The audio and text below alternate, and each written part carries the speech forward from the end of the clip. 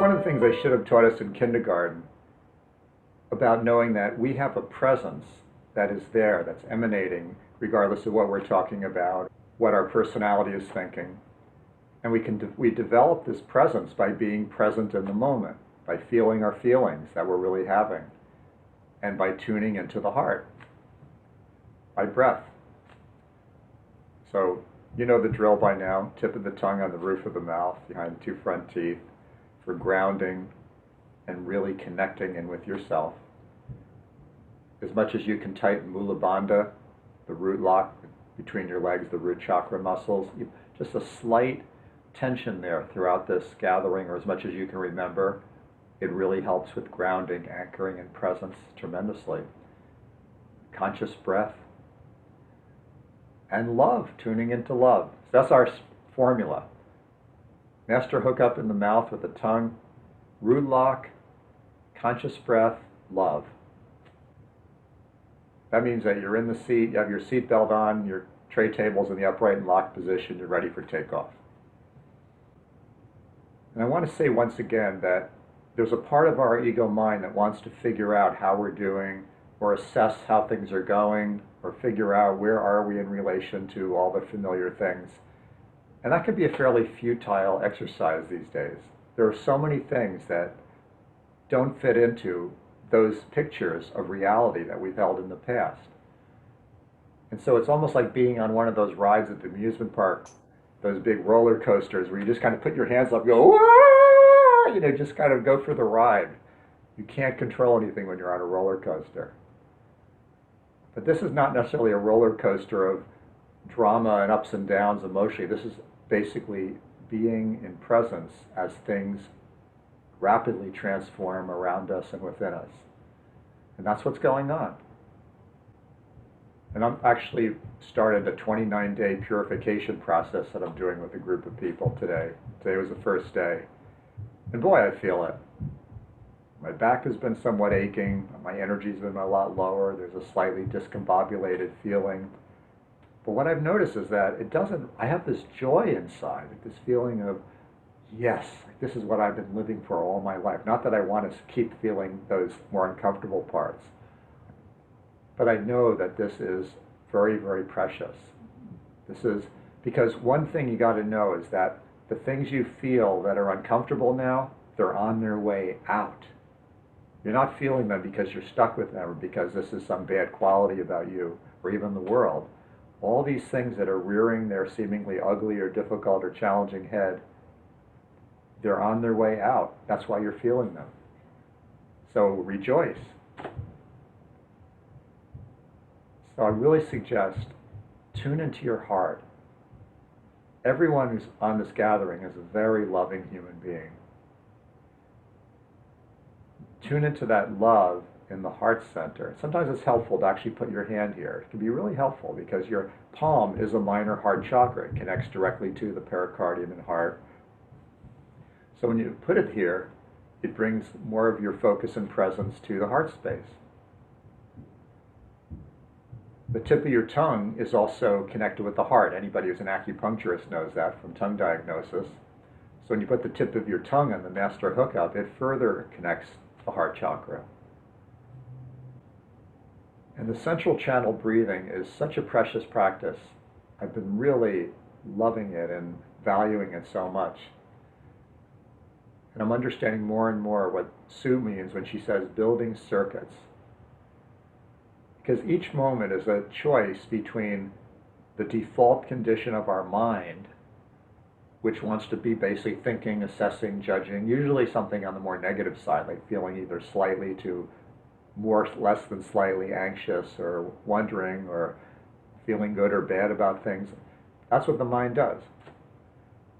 And so in each moment, you build a circuit when you consciously shift from that into your central column breathing and into your heart and into the love. It's a moment to moment to moment to moment process. And I see how I have compromised with that process.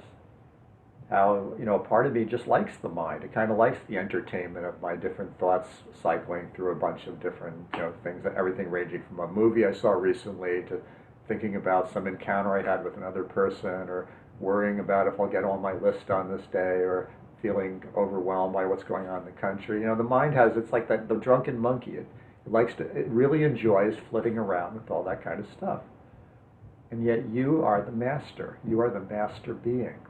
And the master being asserts itself by choosing. Well, you choose, it can choose whatever it wants, but in this case, what I'm talking about is the choice to be in the breath and in the heart. And you can think of your life as like a chain of pearls, and each pearl is one of the moments of your life, like one breath, let's say. And you have a certain amount of pearls on this string before the string ends, right? And how many of those pearls can you claim for love and for presence and for breath and for central column breathing? That's what I ask myself. How many more of these pearls can I collect today? And I feel it a lot at night. Many times if I wake up at night, I'm not the kind of person that's going to get up and start doing a lot of stuff. So if I wake up, I get myself comfortable, pee or whatever I have to do, and then go into my central column breathing. And I just notice the choice again then. Am I going to be thinking about different things and going to that default mode of mind, or use the master's will, the master's choice within me to gather more of the pearls of presence at that time?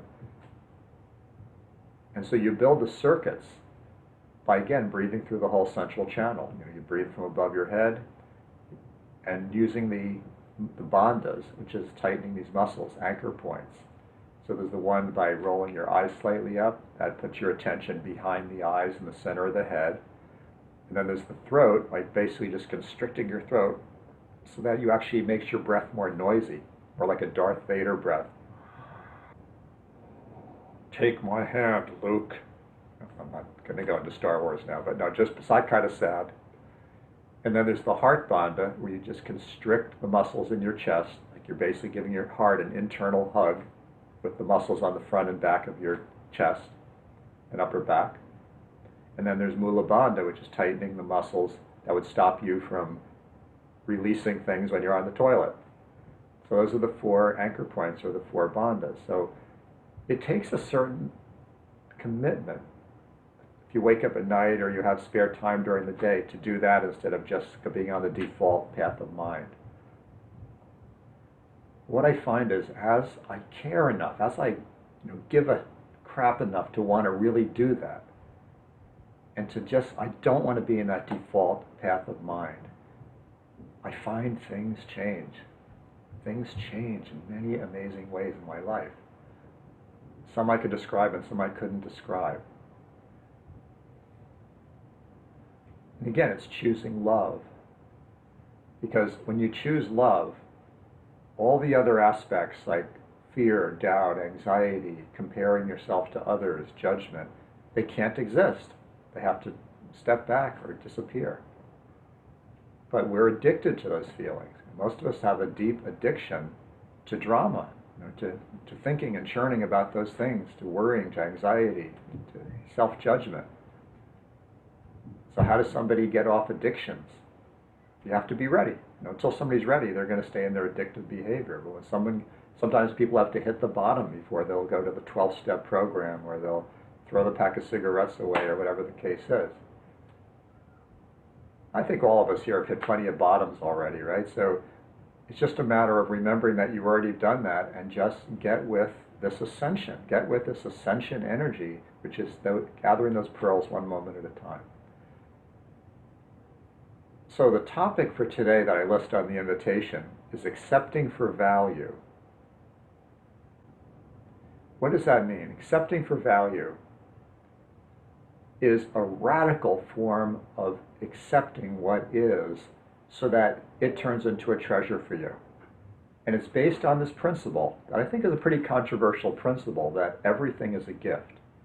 And I'll tell you, I ran into some real trouble with that belief, because I was with a family member I'm very, very close to recently, who opened up to me about some very deep things, and I made the comment, everything's a gift, and basically I got lambasted for like an hour for saying that, because of how insensitive it is. How could you possibly say that? And this whole thing went on. And so I really understood that, yeah, maybe in that moment it was inappropriate to say that, and I apologized. but it's still what I deeply believe. I just have to be maybe more careful who I say that to, but I'm going to say it to you, because what does that mean? It means we are living in a state of grace all the time. We have the universe, the divine, giving us abundant gifts all the time, exactly what we need, exactly what our soul is calling for, and what really is going to lift our game. But that part of the mind that wants to resist and judge and stay the same and not have to let go of its patterns can see those things as threats rather than gifts. Now, there's some pretty dramatic examples of what I mean by everything's a gift. I mean, let's say if I wake up at night and have trouble sleeping for an hour, then I get back to sleep, I could say, oh, what a hassle, I'll be more tired tomorrow, or whatever the case is. But if I use that time to build circuits and to go deeper and more intimately into myself and into connecting with God and the divine and see that as a sacred time, it's an amazing gift, and I feel tremendous benefits that come out of that. And the next day is a way better than if I slept through it. Again, it depends on how I look at it. What's going on in this country right now can seem so appalling to so many of us. I mean, if anybody watched the presidential debate, it just seems like so appalling that this is the state of what's going on in our country. And you could just find endless examples of things that seem so critical and difficult and unbelievably unprecedented that this could be happening. So how could we accept that for value and see that as a gift? Is that going too far with this idea of accepting for value? No, you can never go too far with it. Now, I can, on an intellectual level, say why I believe it's a gift, but it goes even beyond that. It goes into really, on a deep level, grasping it, feeling it, celebrating it. I'll personally tell you that since the COVID epidemic started, it's been one of the best times of my life. I've actually felt happier, more fulfilled, more creative. And a lot of challenges, too. I'm not saying it's been easy. There's been a lot of real difficult things internally and externally to deal with. But overall, it just feels like, whoopee, this is my time. This is the time I was born for. And I wonder how when we have the discussion later, I'd like to hear from other people about that. Again, the fact that it's such a good time, again, doesn't mean that it's been an easy time for you. It means that it's what you've really been asking for, this growth, this awakening, this really facing stuff that you've been putting off and shoving into the closet or under the rug all your life, finally like grappling with it, dealing with it. Feeling those miracles of transformation, even if they're just one baby step at a time, where you just feel like you know yourself a little more, you're a little more grounded and present. Maybe your ability to heal others or to help others just seems to expand because you're doing the work, because you're really being here. So, but as far as even on an intellectual level, how could what seems to be such crisis going on in the United States be a gift? Well, the way I see it is that it's a gift because it's all moving out, and we have to experience it while it's moving out. There's an old order based on patriarchy. It's based on ancient resentments, on divides between the races, divides between the sexes. It's been based on like this dark, dark exploitation of our earth and exploitation of women, exploitation of children, exploitation of men too. I mean, basically, there's been this dark undercurrent to the human race for a long time. And so much of it was kind of hidden and sanitized. And now it's all out in the open. It's totally there to see. And people get to choose unambiguously now. Where do I stand with this? Am I going to go along with that program, or am I choosing to roll up my sleeves and get busy making this a better world and making myself an awakened human being? We get to choose. And there's a massive number of people choosing in a positive direction now, even if the media doesn't talk about it, and taking a lot of actions. And even beyond that level, there is a massive ascension and up-leveling of consciousness on the earth now that is that's why I say we can't assess where we're at, because it's just coming up so fast, this level of consciousness, the amount of light that's on the planet. The shifts in this planet that we're on are happening very, very rapidly. And some of it is very scary and painful. Yeah, change is not easy for us. but it's something that is totally part of this divine plan. And it gives us a chance to be part of it, to serve, to contribute to it, and to really have a lot of joy as we find ourselves doing that. So this is a time of ascension. It's a time of incredible cleansing. That's why I'm in a 29-day purification program. I feel, well, this is the time to do it. I'm going to step into this.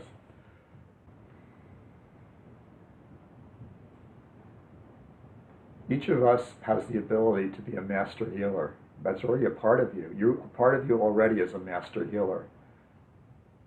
And by acknowledging that, and just to drop your disbelief about it, and actually, how do you activate yourself as a master healer? Well, first of all, believe that that part is real in you, and actually start using it, start serving with it. Yes, there's many things you can learn. There's many methods of healing you can learn. And as you know, I'm a teacher of that. I'm a facilitator of that. But it's also innate to you right now. So one thing that you could do, if you want to experience more of yourself as a master healer, is in your meditation. Just see the earth in front of you, or your community, or certain people who are really hurting that you know, whatever level you want to work at, and just see them surrounded by light. Just surrounded by love. Just see them awakening, see their true essence. And it has a tremendous power, has a tremendous effect when you do that. Again, not trying to do it from some kind of sense of intervening in their life, but just because the master healer part of you knows how to do that. You can ask your master healer, just say, "Dear my master healer, please show me how I can work with this situation right now." Another thing you can do is called soul conferencing. That's where, if there's any person or group of people that you want to have a connection with or offer healing to, you can do something like imagine yourself in a pyramid of light, or anything like that that you would choose. That's your sacred place for you. And then just call those souls in front of you. And just total light protection, beauty around you. And you can say what you need to say or ask questions, and it's remarkable what happens when I do that. I really get answers. I really feel like I'm communicating. You can do that to promote a business or promote a project you're doing too, is soul conferencing. But one thing that I've been drawn to do is to sit in front of an altar I created every day and read the decrees of clearing for the human race. And we can do that during this call, because it's a really powerful practice. And also decrees for a free and fair election in the United States of America on November 3rd. Do you think we don't have an effect on that? You know, a lot of the forces that want to impede the election or want to take away the democracy sound so loud and brash and scary, but those people that are holding space from so many different directions for this democracy to be strengthened through this are much more powerful. What you have to do is just choose it, just step into it, be part of it. Don't go into fear.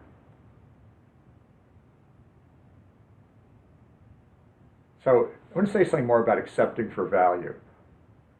If someone gives you a phone call, like an old friend, and just is really friendly and loving and connects with you, and you have this really great conversation, it's not that hard to accept it for value. You basically say, wow, that was beautiful. You just feel good about it, right? There's so many things in life like that. You sit down and have a nice breakfast, your cup of coffee tastes good. Accepting for value is not that hard to do. What accepting for value means is that whatever the virtue or the value is in that experience, you embrace it, you take it in, you let it go into your field. Now what if somebody calls you up and just reams you a new one and basically just tells you all kinds of really difficult, confronting things about yourself? You can accept for value just as much as if there was that really friendly conversation, but it takes courage, it takes presence. You have to really have that conviction. Everything is a gift. I need to be hearing these words. And choose love as you're listening to those difficult words. That actually happened to me a couple of nights ago. I had a few calls with a person, and the first one I felt a little bit reactive. I wouldn't say I got highly reactive, but I didn't feel like I was as loving as I could have been. There's still a part of me wanting to defend. But then the second time I was speaking with this person, I really felt like I was just holding a space of love, and just, there was almost a joy in being reamed out and hearing all these critical things that was going toward me. Because I was getting the fact that I'm accepting this for value, and I can bring love to this encounter. When I was watching the presidential debate a couple of nights ago, it was painful to watch. It was painful to listen to these guys screaming at each other and just seeing what was become a new normal in America now. And I wanted to turn it off. I thought, okay, I'm going to accept for value, and I'm going to bring blessings to this. This is an opportunity to bring blessings. So I just, feeling the pain of that experience, I just held the space and just radiated love to that, and to all the millions and millions of people who are watching it and connected with it and having all these different reactions to it. And then it shifted. It was still kind of painful to my ears to hear a lot of it, but I actually felt more light. I felt like more, this was a conduit now to bring more light into our country. So everything's an opportunity, everything is a gift. Because ultimately we came here with a sole purpose. We came here with something that we wanted to do, wanted to accomplish. And several different people have talked about this, like the conference that happened before we were born. I've heard this in many different sources, and it really resonates with me, that before we came into our body, our soul had a certain intention for this lifetime. Like something like, in this lifetime, I really want to do a lot more giving back. Or in this lifetime, I really want to learn the deepest form of forgiveness. Or in this lifetime, I really want to clear things up with certain family members. Or, you know, there were things that you really wanted to do. Or I want to come and bring some new invention or a new book or some new things into the world. Or I want to go and experience what trauma is and what it takes to heal trauma. Because the souls don't care about what pain like we do. Like human personality, we hate pain and trauma. To the soul, it's just like a bunch of just educational courses. So at that time, according to this way of looking at it, your soul called a bunch of other souls to yourself and said, you know, I really have this agenda to come in this lifetime and learn deep, deep forgiveness. So what I want to ask is if you're willing to come and traumatize me and betray me and do terrible things to me, so I actually have to learn that lesson, because otherwise I just may get amnesia and forget about it. And I say, are you sure you want me to do that? Are you sure you want me to come and betray you? Oh yeah, please, you know, do me a favor. So we make these agreements, and maybe with other souls you say, I want you to come and nurture me and love me and comfort me so I actually can make it through these lessons. Maybe to other souls they ask you to come in and be a mentor to them at one point, and then betray you, and then betray them so that they have to find their own inner guru and stop putting their power outside. You know, we have all these relationships we set up, and then we're born, and we're this innocent little being, and I mean, some sources I've heard say that the ego self actually comes into the child when it's about 1 year old, and before that it's just in like pure consciousness. You know, maybe when the terrible twos come in or something like that. But children may remember this stuff, but as we get older, we forget a lot about our soul purpose and what we came for and the connections on the spiritual level, especially in a materialistic culture like this. But then these people show up in our lives. They may be parents, they may be friends, lovers, partners, teachers, a Boy Scout leader that sexually molests you. I mean, it could be all these different people. They show up and they do what they're going to do. And we go through what we're going to go through and often feel very, very victimized. But part of the process of awakening is when you realize, I signed up for all of these things and I accept it for value. And now I feel the strength I have. Now I feel the deeper compassion I have. Now I feel this ability to forgive that I wanted, and start putting the pieces together. And then it's just about giving back after that. So this is very controversial stuff. Again, I've had myself, you know, reamed a new one a few times for saying these kind of ideas, and I'm going to maybe be more discreet who I say them to. But right now, each of us is like a paratrooper who's come here to bring the light. That's why you're a light worker. And again, it's not about some big overall purpose. It's one moment at a time. Choosing. Breath, central column, presence, and love. Trust. Trust's another big one. We don't know what's going on most of the time on a lot of these levels. It also takes courage. It's another very important feature, because courage to actually take steps, to make commitments that feel out of the comfort zone. What happens is the more you do that, the less you really, keep protecting your comfort zone. Like if you keep protecting your comfort zone and just keep avoiding confronting situations or things that take you out of your comfort zone, it tends to reinforce fear. But if you do this thing, feel the fear and do it anyway. Now that's a very famous phrase. Feel the fear and do it anyway. It gets easier and easier to do that more, because that gets reinforced. I don't mean do stupid things like jump out of an airplane, but without a parachute, but more like in what we say to other people that maybe would have been afraid to say, or like offering levels of healing that maybe we're not sure we're qualified to do yet. Just giving more than maybe we're comfortable with. These opportunities in front of us all the time. And I think one of the biggest ones is being a planetary healer. Knowing that a part of you, that I am presence in you, truly has the ability to help hold a space on this planet, which is highly transformative and is the direct antidote to all these things we see that are so objectionable. And yet we have to discriminate. It's not the ego mind, it's not all our agendas that can do that. It's the I am presence that is doing that. Yeah, the last thing I want to talk about is this process of purification. It's very, very intense now, and it's going to get more intense. What does purification mean? Well, let's say if you take aluminum ore out of the ground that's from mining, it has to be put under this extremely high heat to get the pure aluminum out and to get rid of the other chemicals and minerals that are in there. That's purification, right? That happens to oil. And crude oil comes out of the ground and has to be fractionated and purified to get something like motor oil or Vaseline or whatever else we want in the end. So we're in that process now, great purification, and it can be real uncomfortable. It often is uncomfortable. There's often symptoms that don't feel that great in the body. And it can just feel like sometimes like old stuff is coming up that you just wish would stay down.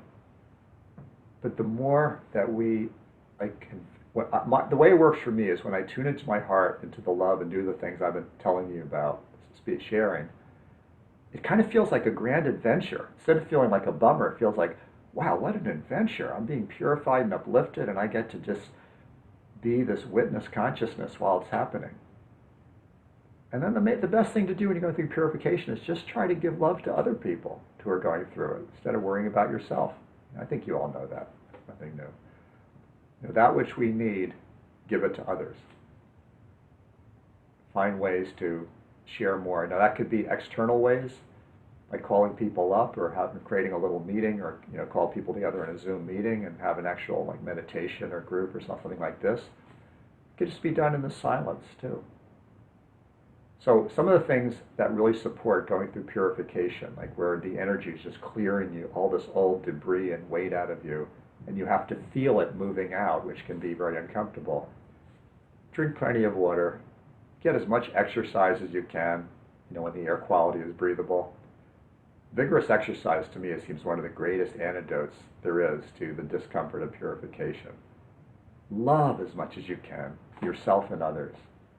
If there's a dog or cat around, pet that cat or dog. They're there to serve you, to bring comfort to you. Of course, eating a really good diet, kind of a lighter diet, and less of the things that whack out your body, like caffeine and sugar and alcohol and drugs and all that. We know that drill, artificial foods. Just lightening up on those and eating more pure foods that support your body.